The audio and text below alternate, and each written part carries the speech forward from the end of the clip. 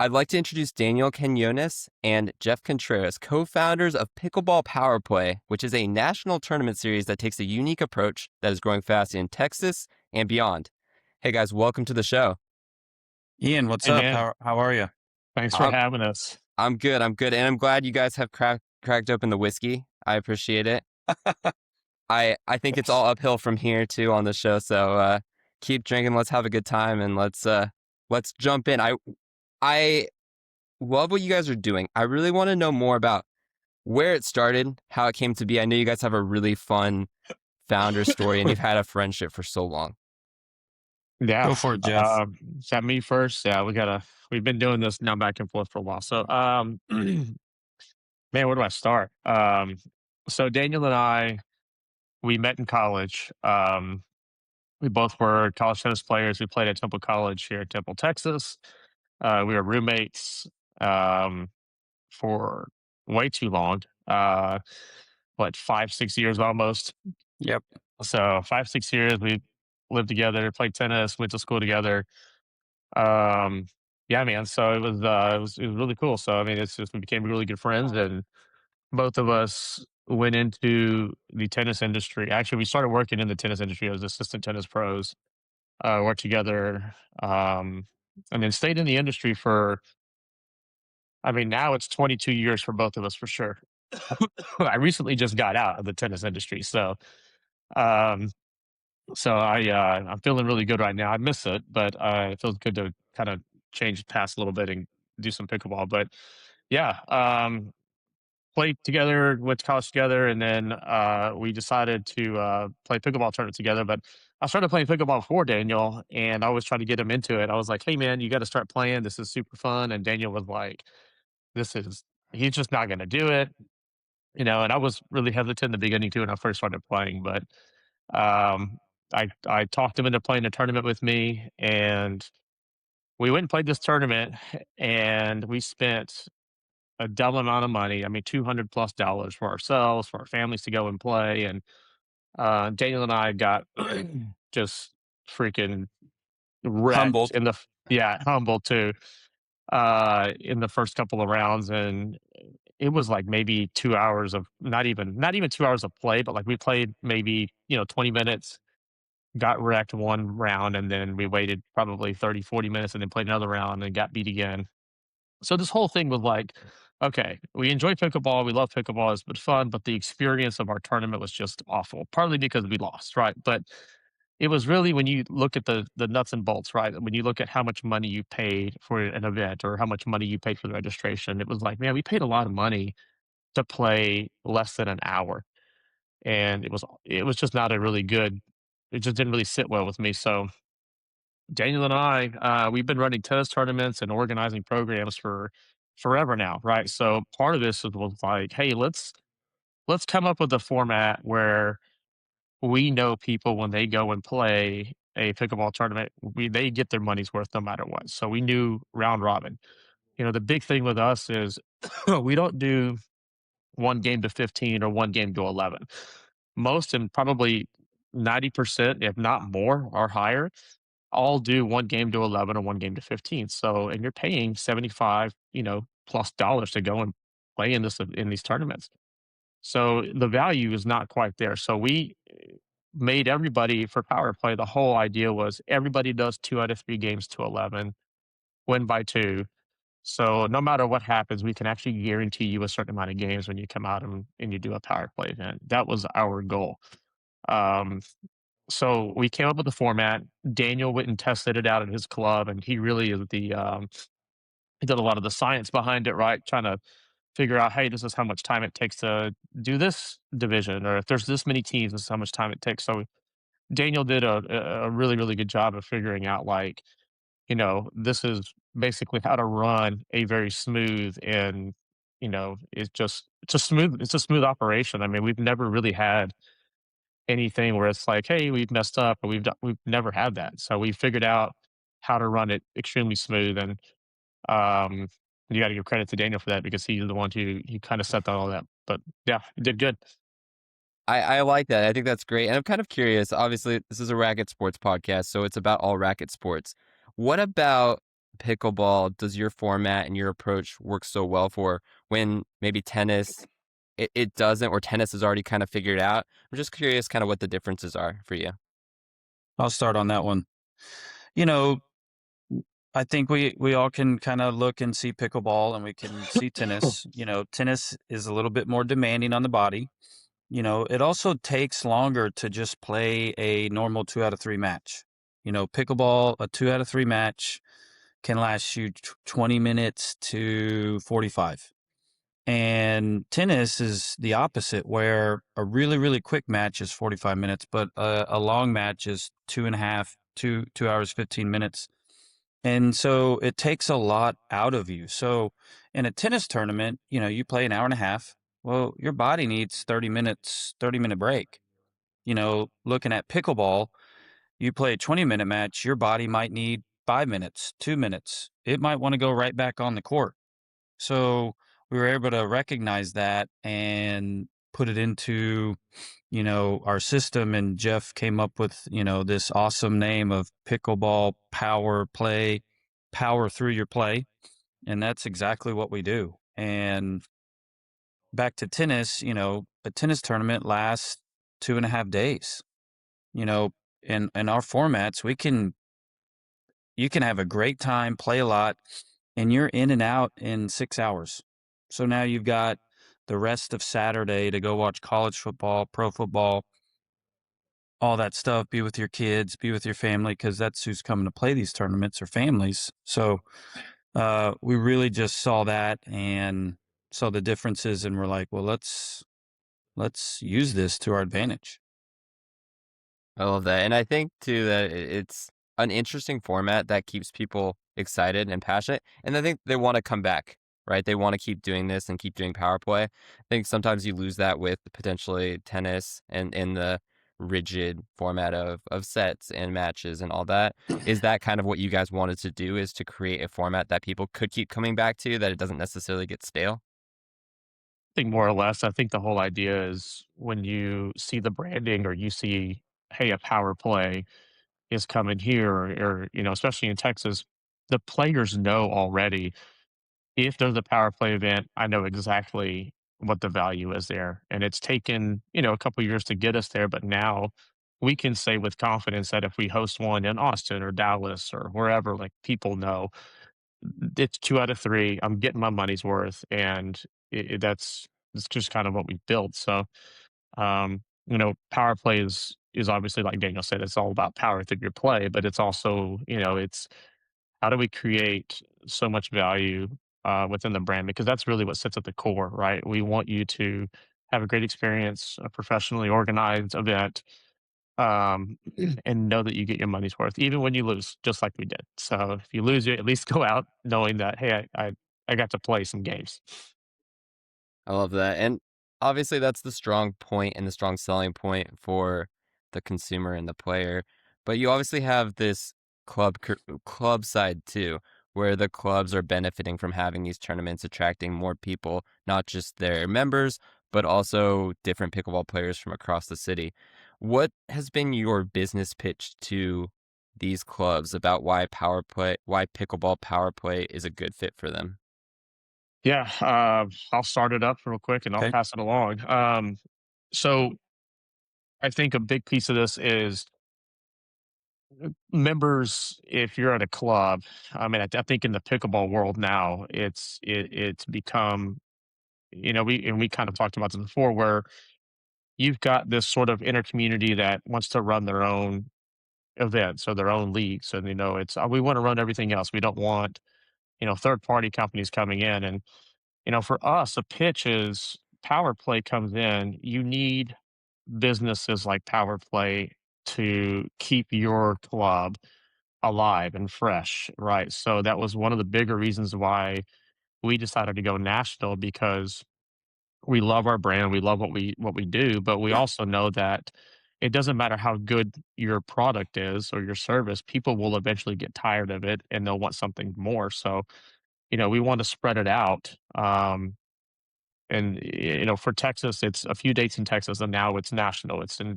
Nashville, Tennessee. It's in we've done Macon, Georgia, and now we're Utah, Arizona. So part of this is just keeping that alive or just spreading the awareness. But for the clubs themselves, it's we're advertising to a lot more than just that area, right? So if we're doing a tournament in Dallas, we're advertising in Austin, we're advertising in West Texas, we're advertising everywhere because we want a different crowd to come over and compete, and that helps the club, right? So that helps the club in so many ways. Exposure, people, it just, I mean, the exposure of it, the event. I mean, most of these clubs, I really can't think of one off the top of my head, but they're not going to do an event to this extent, right? They're not going to do the 2 out of 3. They're not going to do the broadcasting. So we're bringing more value to those clubs by exposing the club. We're putting in, we're bringing more people in.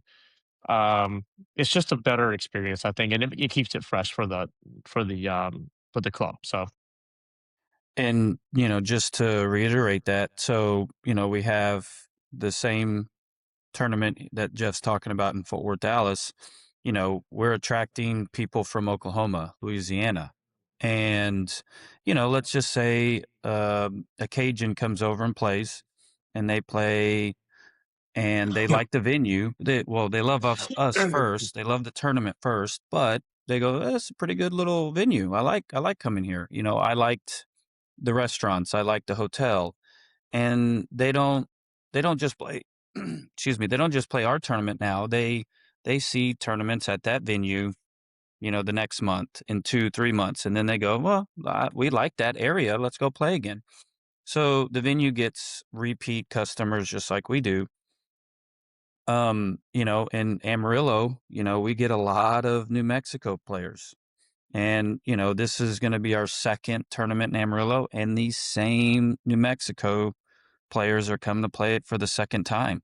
And who knows, they might play a third, fourth at a different event, but at that same location.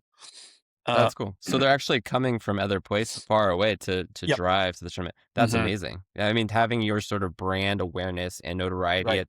to drive that is very impressive.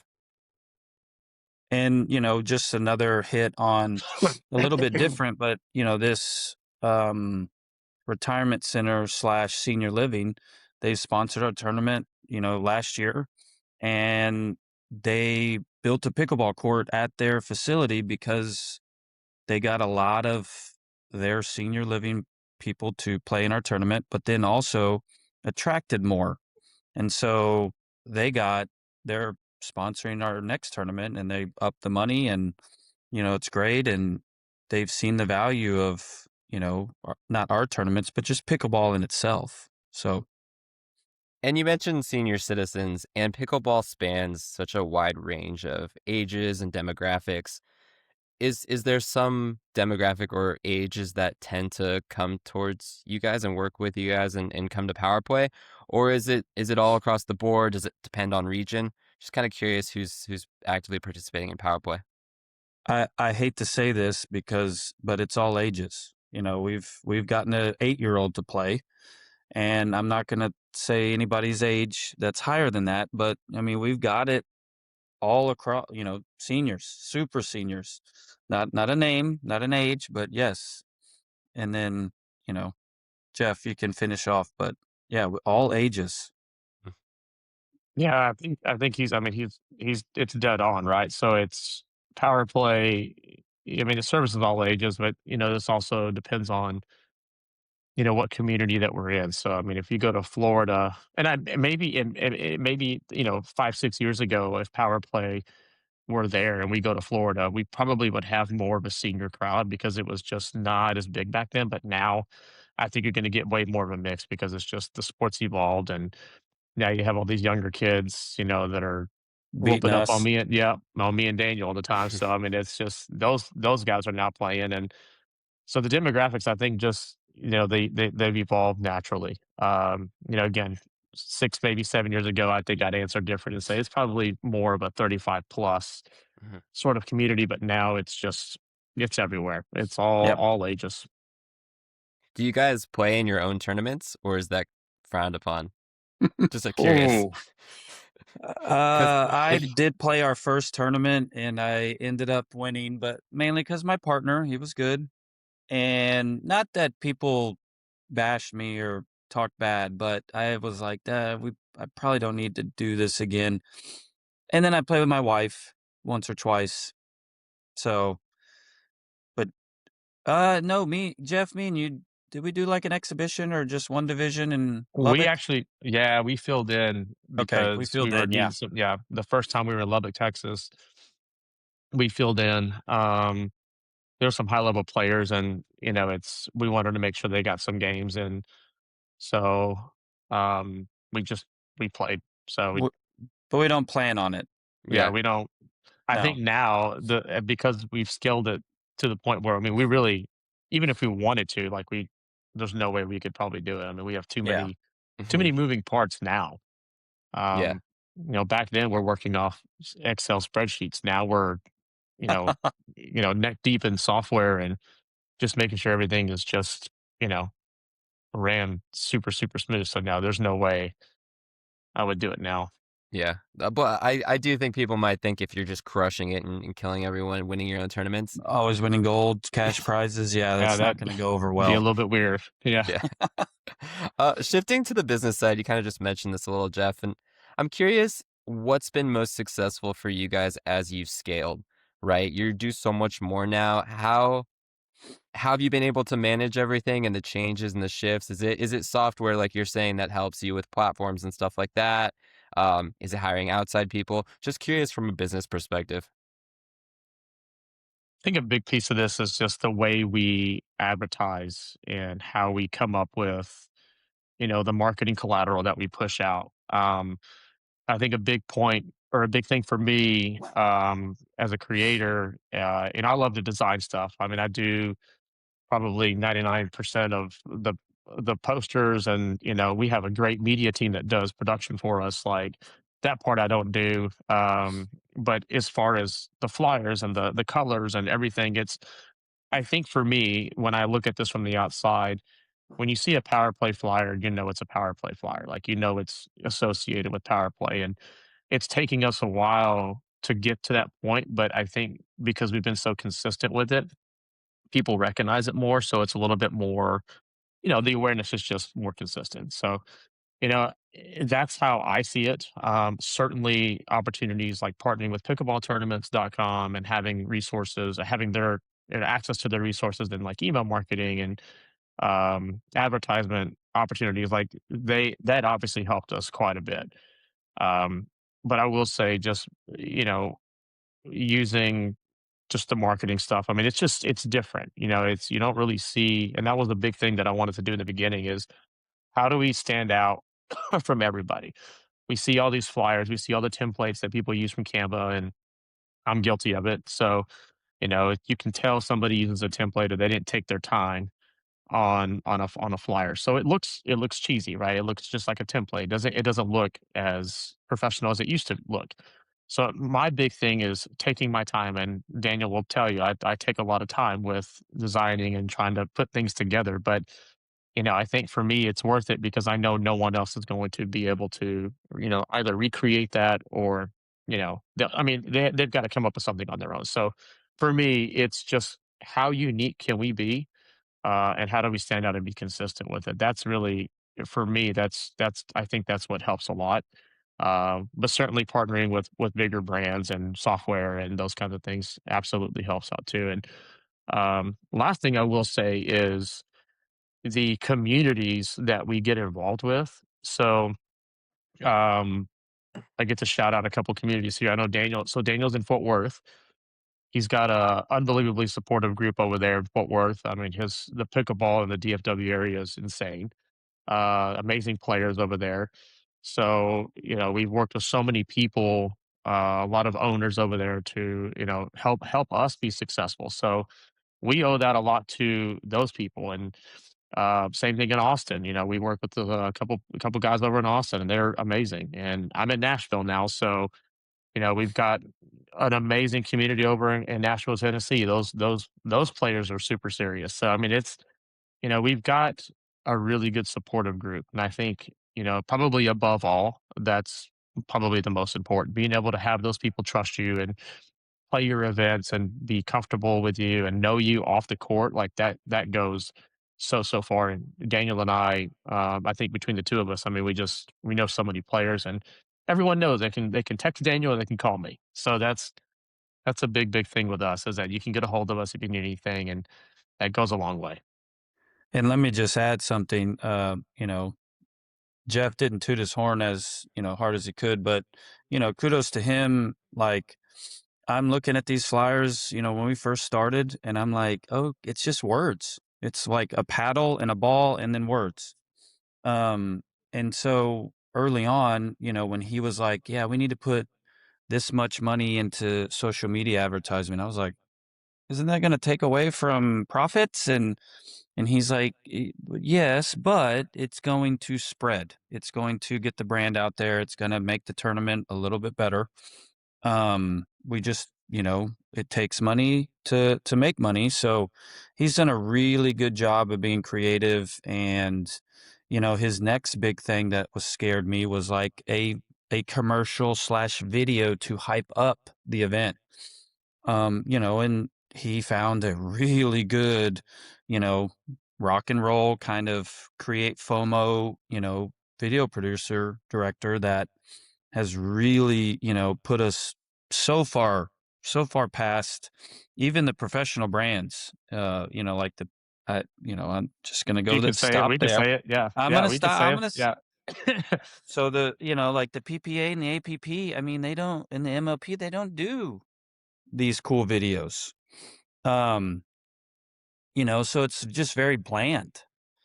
And I think, Jeff's wearing black, I'm wearing red, that's that rock and roll kind of vibe. And, our videos show it, our flyers show it, our social media, hopefully shows it. So that was his idea. No credit to me, but he's done just a great job of, trying to spread the brand and, make it known that, we're loud, we're here, we're ready to rock. So, Oh, the great cow. How much have you been drinking already? I mean, it's Enough to. definitely there where I'm feeling Uh, good, and I yeah. would All never right. say that. I would never say that, sober. So, The Yeah, I think jumping on the PP and APP stuff, like, these guys do a good job of marketing, but I think ultimately it's you see the same stuff recycled, right? So it's not as to us, it's not as innovative or creative. And shout out to David Parada, who has shot all of our stuff. I mean, yep, this guy is unbelievable. So our big thing too is getting locals involved, right? We want to get the locals involved. We want them to be a part of our videos. So when you go to like a Nashville, our tournament page on our website, you see the Nashville video. You got all Nashville players in there. Same thing with Austin. Same thing with Dallas Fort Worth. And we really try to include as many locals as possible so that they can be a part of what we're doing. But to us, again, this kind of ties back. How are we different? And are we like shooting music videos for every single event? I mean, call it what you want to call it. If you think it's a music video, then yes, that's what it is. It's a music video that will promote the tournament. And I don't see anybody else really doing that. And people now, there's an expectation when we're doing these events. It's where's the video? Who are you going to put in the video? And we've done several casting calls now. Like we'll put casting call up. And I mean, these casting calls will fill up so quick now. People love to be in them. And Daniel and I have directed a couple of them with David. And um, I mean, it's just like, we're tournament directors, but now we're in advertising and now we're directing music videos essentially with pickleball players in it. So it's super fun, man. It's different, but it's super fun to do. That's great. Content is definitely the thing to focus on, I think, for brands like yourself and anyone trying to grow, especially too, like you're saying, the pro tours, even in tennis, they don't do a great job all the time of promoting the sport and promoting the players, especially through social media and all the different avenues they have now. So you taking that step helps promote your brand, but also helps you stand out, I think, amongst all the other brands and even the pro tours. So it's a great option, a great choice for you guys. I think that's a strong path to go down. I do want to give another shout out to Gracie Tucker and Lee Ellen Lane over in Nashville. They help push a lot of content out for us. They are a part of our social media team, and those girls, I mean, just they work their butt off and they have really helped us grow. So I mean, shout out to everybody who's been a part of our journey so far. I mean, that's David Parada who does all of our video production, and then of course Leon Lane and Gracie Tucker. I mean, they do. I mean, they've without them we wouldn't be here. I mean, we wouldn't be where we are now without those guys. So we owe them a lot, And our wives. and our wives for supporting us. This is good. This is like an Oscar-winning speech right here. Yeah. Should I start Yeah. playing the music Yes. though? I'll play you off right now. Yeah. Let me go ahead. We've forgotten a lot of names. I can't Yeah. list everybody, but definitely Yeah. we've had a lot of help. So Yeah. I love that. And I just have two last questions. One for my own curiosity, and then the last one is just more broad. But I'm curious for you guys. This sounds like a cool format that could be used on the corporate side too, to do big corporate events, partner with corporations. Have you considered that? Is that a route that you might go down, or are you just focusing more on the consumer side? good This might be question. something. This might be something Yeah. new that you guys haven't thought about too. It just popped into my Light head. bulb. Oh, Yeah. yeah. Don't give us ideas, Ian. We'll, Yeah. while we're drinking, that's not a Yeah. good. That's not good. Right. And I just have to be careful. I don't want the podcast to just turn into a big brainstorming session. So I can leave it at that. But that was just a thought that popped into my head of We and- for sure just focus on amateurs, but yeah.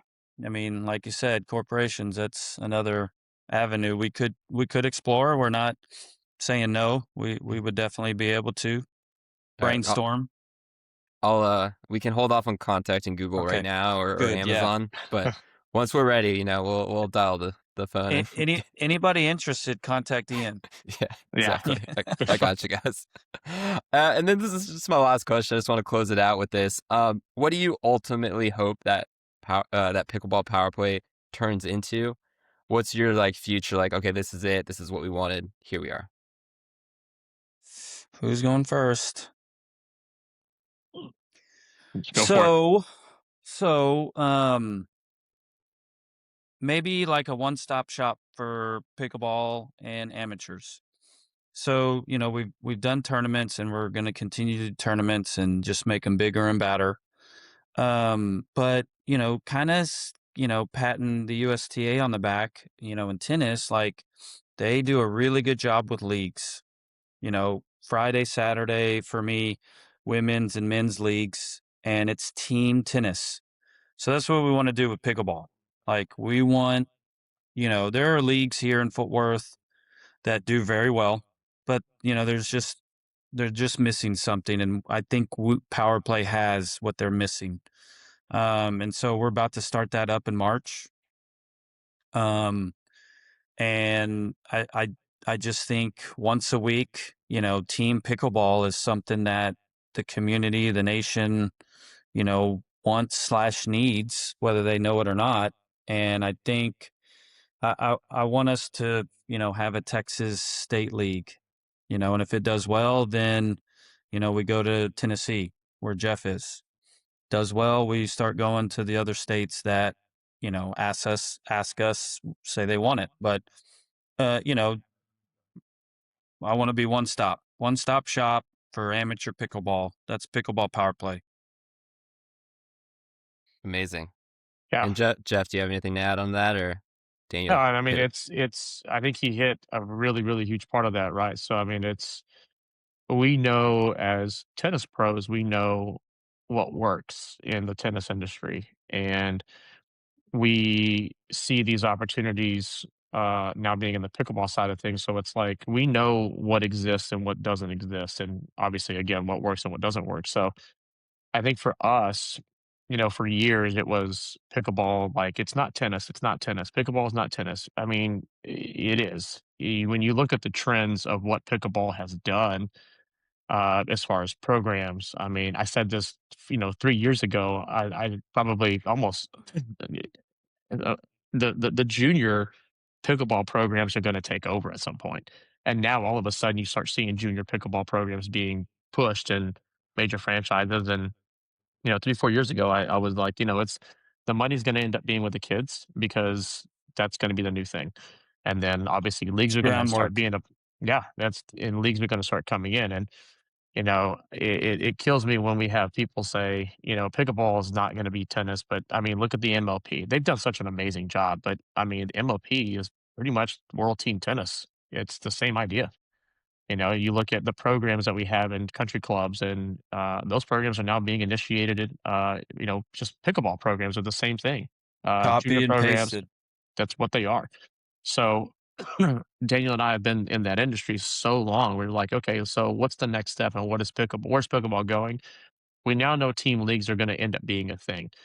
Our tournament platform is doing well right now, and I'd like to get to a point where we've got these great premier tournaments where people can come over and have a great time competing. But I think at the core, what Daniel said is, we are a tournament platform, we're a league platform. Power Play needs to be a brand and a company where when you see it, whatever you get involved with, you're getting your money's worth, right? You're going to play a lot of games, you're going to have a good time, you're going to have a good experience. And I think we're slowly building that little by little. And I think right now, even for the leagues, it's really tough because we're having to convince a lot of pickleball players who are not tennis players at all, right? And so it's really tough to convince a pickleball player, hey, these are team leagues, these are this, these are that. It's a 10 times easier sell for the tennis player to say, look, we're going to do basically tennis leagues for pickleball. And it's like, oh my gosh, I'm in. Like, I'm in. So they already know what to expect. And it's coming. I mean, the leagues are coming, whether we do them or somebody else does them nationally, it's going to happen. Um, so yeah, I mean, that's really, I could probably go for days on that, but yeah, I mean, one Better stop shop stop 'em. leagues, tournaments. I mean, all kinds of Juniors. opportunities that we can come up with is kind of what our goal is right now. Amazing. Well, I'm looking forward to that. And where can people go to learn more about Pickleball Powerball? Where do you want a power play? Pickleball, pickleball, But we're going to pickleball. get the lottery. We're going to get hit. I know. Gambling's gonna come. We're gonna be Yeah, next. gambling commission will shut us down. Yeah, exactly. Pickleball Power Play. Where can people find out more? They can go to our website, pickleballpowerplay.com. You can find us on Instagram, Facebook. So Perfect. we are constantly posting on there. But yeah, Pickleball Power Play is our website is a good resource to go to.